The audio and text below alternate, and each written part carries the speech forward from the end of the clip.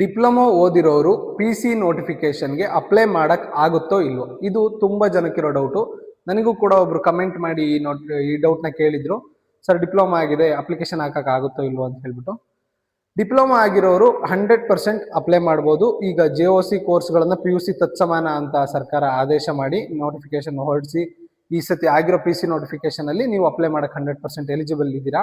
2015ಕ್ಕೂ ಮುಂಚೆ ಡಿಪ್ಲೊಮಾ ಮುಗಿಸಿದ ಅಭ್ಯರ್ಥಿಗಳು KPSC ನಡೆಸುವ ಇಲಾಖಾ ಪರೀಕ್ಷೆಗಳಲ್ಲಿ ಕನ್ನಡ ಪರೀಕ್ಷೆಯನ್ನ ಪಾಸ್ ಮಾಡಬೇಕು ಅಂತ ಹೇಳಿದ್ರೆ, ನೀವು ಫಸ್ಟ್ CET ಬರೆದು ಸೆಲೆಕ್ಷನ್ ಆಗಿ ನೀವು ಜಾಬ್ ಆದ್ಮೇಲೆ ಅಲ್ಲಿ ಡಿಪಾರ್ಟ್ಮೆಂಟ್ ಎಕ್ಸಾಮ್ ಅಂತ ಏನ್ ಬರುತ್ತೆ, ಜನರಲ್ ಲಾ ಎಕ್ಸಾಮ್, ಅದು ಪ್ರತಿಯೊಬ್ಬರಿಗೂ ಇರುತ್ತೆ. ಅದ್ರ ಜೊತೆ ಡಿಪ್ಲೊಮಾ ಆಗಿರುವಂತಹ ವಿದ್ಯಾರ್ಥಿಗಳು ಜನರಲ್ ಲಾ ಪರೀಕ್ಷೆಯ ಜೊತೆ ಡಿಪಾರ್ಟ್ಮೆಂಟ್ ಎಕ್ಸಾಮ್ ಆಗ್ಬೇಕಾದ್ರೆ ಕಡ್ಡಾಯ ಕನ್ನಡ ಪರೀಕ್ಷೆಯನ್ನ ಡಿಪ್ಲೊಮಾದವರು ಪಾಸ್ ಮಾಡ್ಕೋಬೇಕಾಗುತ್ತೆ. ಇದು ಸರ್ಕಾರದಿಂದ ಆಗಿರುವಂತಹ ಆದೇಶ. ಎಲ್ಲಾ ಸಮಸ್ಯೆಗಳಿಗಿಂತ ದೊಡ್ಡ